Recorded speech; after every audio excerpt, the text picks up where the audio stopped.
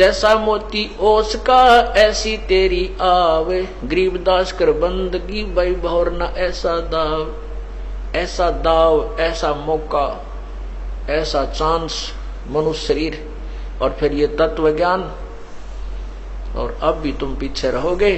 कहते फिर परमात्मा ना संभाले तुमने कई हजारों वर्षों तक, हजारों युगों तक नहीं संभालेगा, क्योंकि आप रिजेक्ट कर दिए जाओगे कि इतना कुछ होने के बावजूद भी, और फिर अपनी अज्ञानता और अपने ही ज्ञान के ऊपर आधारित होकर के अपने आप ही चले, संत की एक भी नहीं मानी। क्यों कुछ दिनों के बाद परमात्मा इतना सुख दे देता है, यूं सोचा है बस मौज माजरी है और ऐसे ही होना था। नहीं, यही भूल समाप्त कर देना कि प्रभु के चरणों में आने के बाद जो आपने पुण्यदान किया है, ये हो सकता है आपका इस जीवन भी चल सके और एक दो जीवन और भी चल सकता है, इतना पुण्य हो जाता आपका।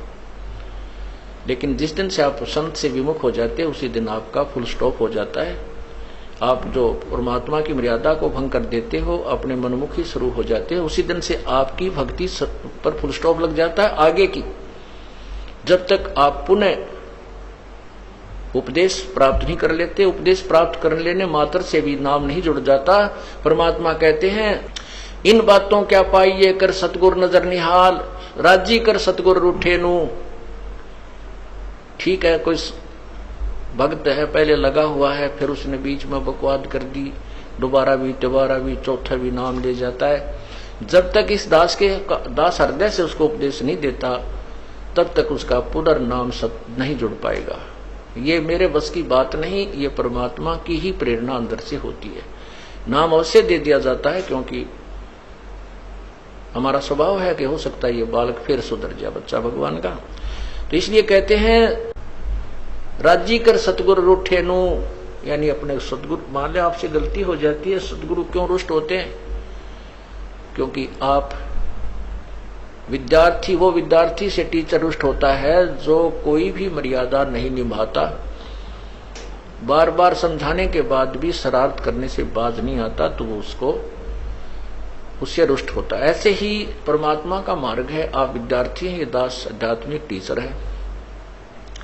आपके हित के लिए आपको समझाया बुझाया जाता है, गलती करते हो आपको धमकाया भी जाता है, आपके भविष्य को मद्देनजर रखते हुए। निदास का कोई लेन देन नहीं। अब जो बच्चे परमात्मा से विमुख हो गए, नाम ले रखा था, गलतियों पर गलतियां की, हमने उनको धमका दिया, उनका नाम काट दिया गया यहां से, इस विद्यालय से, तो वो बाहर चले जाते हैं अपने दूसरे क्षेत्र में या दूसरे संत के पास, या जैसी पूजाएं उसको पहले करते थे वो करने लग जाते हैं। और वो कहते हैं हमारे ताज भी ठाठ हो रहे हैं, हमने तो उनको छोड़ दिया, उस नाम को भी, संस्था को भी छोड़ दिया, और कहते अब हमें कोई हानि नहीं हो रही है।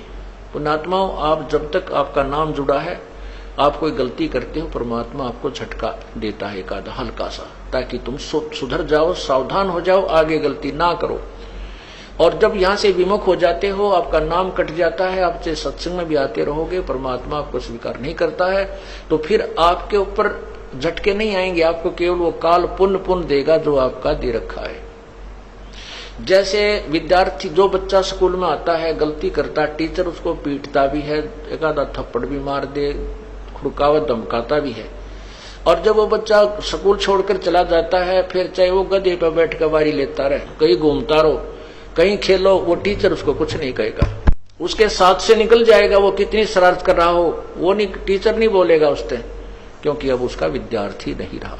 इसी प्रकार जो अनजान व्यक्ति यहाँ से चले गए, उनको पूर्व जन्म की जो यहाँ रहते हुए और इस जन्म में भी जो पुण्य किए, भक्ति की, वो काल उनको अवश्य देगा, और उसके कारण वो ठाठ करते नजर आएंगे, और हो सकता है इस जीवन में कोई हानि भी ना हो, क्योंकि उनको पीटेगा नहीं कि अध्यापक, क्योंकि वो अब विद्यार्थी नहीं रहे और अपना जीवन बर्बाद कर रहे हैं। फिर मजदूर लगेंगे जो विद्यार्थी विद्यालय छोड़कर चले जाते हैं टीचर के धमकाने खुरकाने से, तो वो सफल नहीं हुआ करते।